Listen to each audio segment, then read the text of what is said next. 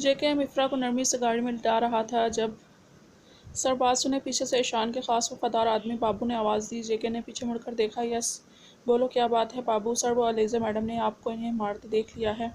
ऐश sir ने मुझे इनका ड्राइवर रखा है, मैं इनके पीछे ही खड़ा था और यकीनन ये आपको ईशान सर समझ कर बेहोश हो गई हैं।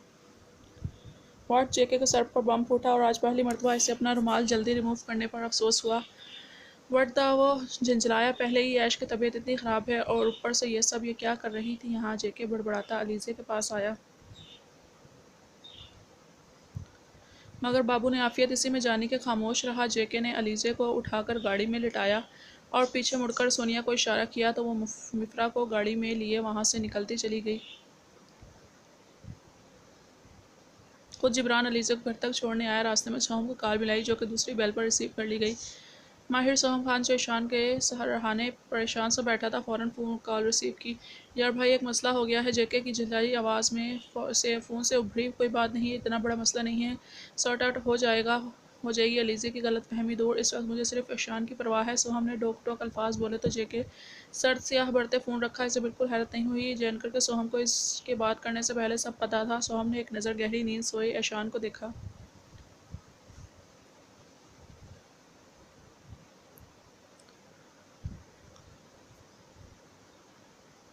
वाशिंगटन में दोनों एक जनरल स्टोर में शॉपिंग करने आए थे।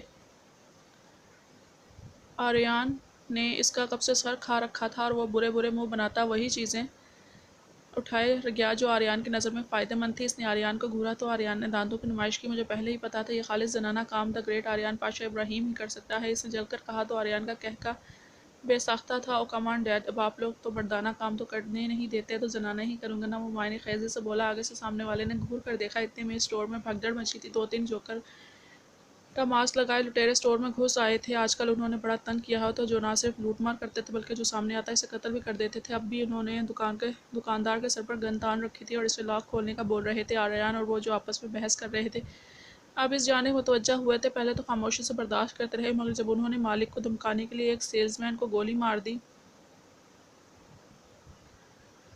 तब वहाँ खड़े एक शख्स ने अपनी सीक्रेट पॉकेट से गन निकाली और अगले ही लम्हे साइलेंसर लगी पिस्टल में से शोला सा निकला और तीनों टोरों में से एक की शहरक और गले की धज्जियाँ उड़ गई थी क्योंकि वो सोहम खान था जिसका निशाना आज भी पहले दिन जैसा कमाल का था। मगर इससे हैरत तब हुई जब दूसरी तरफ से आई गई 2 गोलियों ने बाकी 2 की लुटेरों की शहरकें उड़ाई थी। सोहम ने पीछे मुड़कर देखा तो वो आर्यन था जिसने हमेशा सोहम के सामने दब्बू और बुज़दिल होने की एक्टिंग की थी। कैसा लगा डैड मेरा निशाना? इसने एक आंख विंक की। फ़िक्र मत करें, आप ही से सीखा है शहरकें उड़ाना, वो इत्मीनान से बोला। और ये सब कब से चल रहा है लड़के? सोहम ने दांत पीसे। वो कोई जवाब देता तभी वहाँ पुलिस आई थी और वो दोनों हस्बे मामूल गन्स गायब कर चुके थे। जब पुलिस आई तो वो दोनों बज़ाहिर ट्रॉली के पीछे छुपे बैठे थे।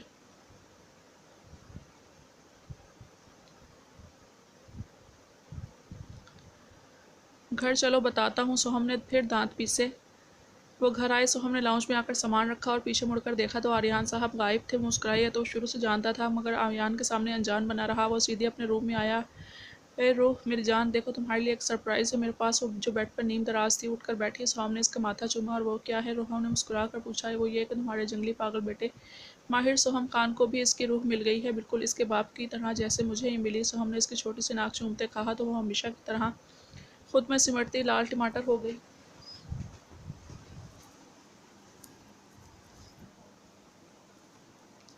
उफ, कसम खा ली है आपने सोहम खान के, इस उम्र में भी नहीं सुधरना आपने और हमें तंग करने का कोई मौका हाथ से नहीं जाने देना। शर्म कीजिए, दादा बन जाएंगे आप कुछ ही अनकरीब आप।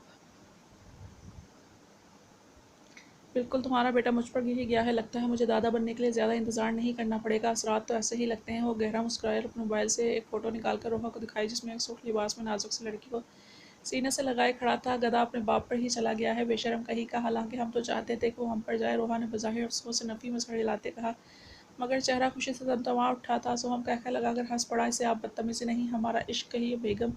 सोहम ने मायने ख़ेज़ी से अपनी रूह को देखा था जिसके होते इसकी रूह में इसको सकून आता था। फजर ने पिंकी रिहाब और पाशा को वाज़ेह अल्फाज में बता दिया था कि महाबीर ने इसे पहली तलाक का पेपर दिया है। बहुत जल्द इसकी तलाक हो जाएगी तो एक पल भी यहाँ नहीं रहना चाहती। इद्दत का मसला तो नहीं होगा, फ़ौरन इसकी शादी कहीं और हो जाए। जबकि वो तीनों इतने भी पागल नहीं थे, अच्छी तरह जानते थे कि इस छोटी सी लड़की आग से झेलने जा रही है, मगर उन्होंने इनकार भी नहीं किया था कि महावीर जैसे बला को सीधा करने का यही तरीका हो सकता था, जो इसे ना सही अपना रहा था ना ही छोड़ रहा था। एक दो पार्टी इसे देखकर जा चुकी थी, मगर सिर्फ खवातीन थी। महावीर देख रहा था यह तमाशा, मगर अभी तक तो खामोश था। मगर आज जो खवातीन आई थी, इनके साथ मर्द भी थे और इनका लायक फायक सबूत भी था, और इस साजिश में ज़्यादा हाथ सोहम खान का था। पिंकी ने फजर को तैयार किया। अब वो धीमे कदमों से डरती डरती लाउंज में आई थी, क्योंकि आज कुछ ज़्यादा ही हो गया था। वो बार बार पहलू बदल रही थी और पेशानी आलूद हो रही थी, क्योंकि सामने बैठा वो शख्स इसे घूरता हुआ जहर लग रहा था इसे। पिंकी, रिहाब और पाशा इनसे हल्की फुल्की गुफ्तगू में मसरूफ़ थे कि तभी भारी बूटों की मखसूस आवाज़ से हस्बे मामूल फजर का दिल उछलकर हरक में आया। सीने में सांस उलझी। पिंकी ने बड़ी फुर्सत से संवारा था इसे ऑरेंज ड्रेस पहनाकर। शदीद नफरत करने के बावजूद इस जलाद के तैशो गुस्से से अब तक खाइफ ही थी। लाउंज में वो इन मेहमानों के सामने रिहाब के पास बैठी थी। जब वो लाउंज में दाखिल हुआ, कोई सामने बैठा बड़े पुरशौक निगाहों से इसे देख रहा था, और ये मंजर देखकर महाबी की उंगलियों में स्कैल्पल बड़ी शिद्दत से घूम रहा था। लाउंज का ये मंजर देखकर इसकी आंखों में खून इतरा, और फिर वो वही जम सा गया और खूंखार नज़रों से फजर को घूरा। फजर ने बुरी तरह पहलू बदला। बड़ी देर से वो तनी रगें लिए ये तमाशा देख रहा था। ज़ब्त के कड़े मरहलों से गुजरता वो अपने आप को आजमा रहा था। हमें तो लड़की बहुत ज़्यादा पसंद है, तो हम रिश्ता ये पक्का समझे, मेहमानों में से किसी ने कहा था, और महावीर का दिमाग खोल उठा। भूखा शेर बना वो फजर पर झपटा था। अरे ये क्या बदतमीज़ी है, क्या बदसलूकी है, छोड़ो मेरी होने वाली बहू का हाथ। ये क्या शर्तब वो दहाड़ा ही बीवी है ये मेरी, और अगर नहीं चाहते कि मैं पेट्रोल डालकर अभी तुम लोगों को आग लगाकर यहाँ से जिंदा जलाकर सुकून हासिल करूँ तो गेट लॉस्ट। वो धाड़ा और पूरा वाइट पैलेस हिला डाला। सोहम ने इसे खा जाने वाली नज़रों से देखा, जैसे कहना चाहता हो अब क्यों आग लगी है, मगर इसे इस वक्त किसी की परवाह नहीं थी। आग ही तो लगी थी इसे। छोड़े मुझे, आपकी हिम्मत कैसे हुई मेरा हाथ पकड़ने की। वो भी चिल्लाई, मगर महाबीर इसे घसीटता अपने कमरे में लाया था और पाँव से धाड़ से दरवाज़ा लॉक करके इसे बेड पर पटका था। ऑरेंज पैरों तक फ्रॉक, ऊंचा जूड़ा, दूधिया रंगत पर ऑरेंज लिपस्टिक।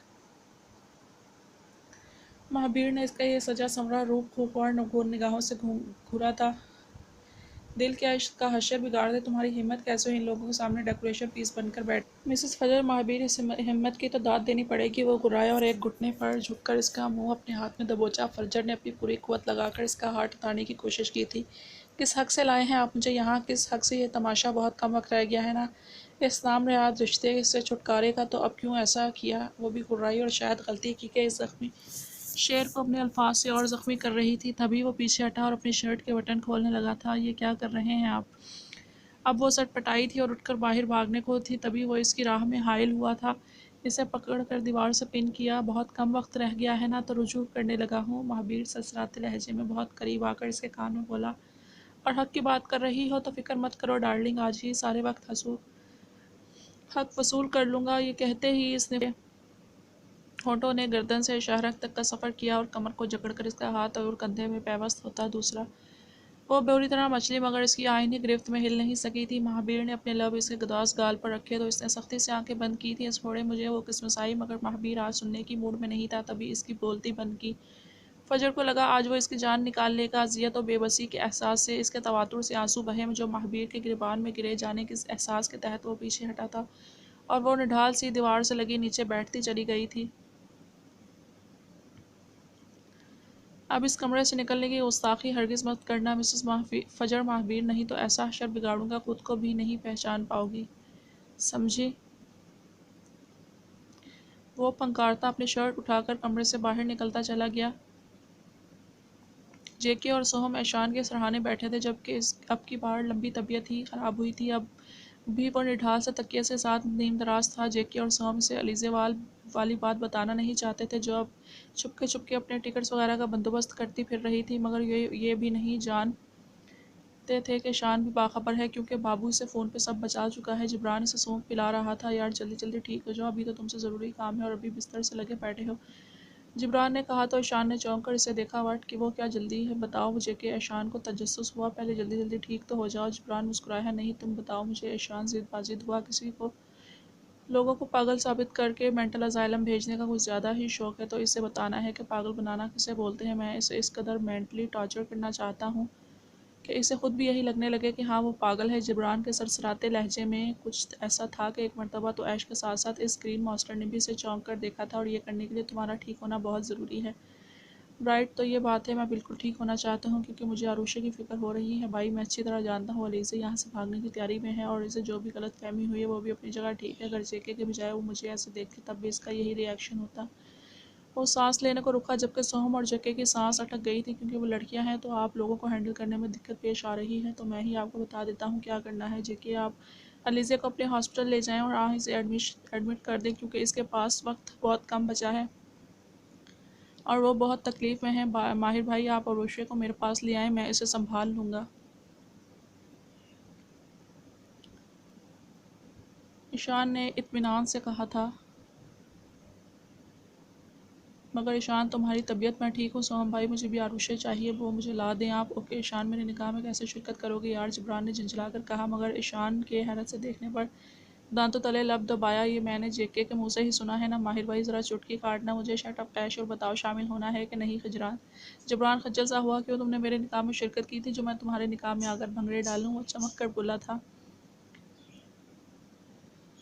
जेके ने इसे घूरा। बहस बंद करो यार और चलो, वक्त बहुत कम है, फिर रोशे को भी लाना है मैंने। माहिर सोहम खान ने गुस्से से घुरका जो तो जबरान शराफत से इसके आगे हो लिया था।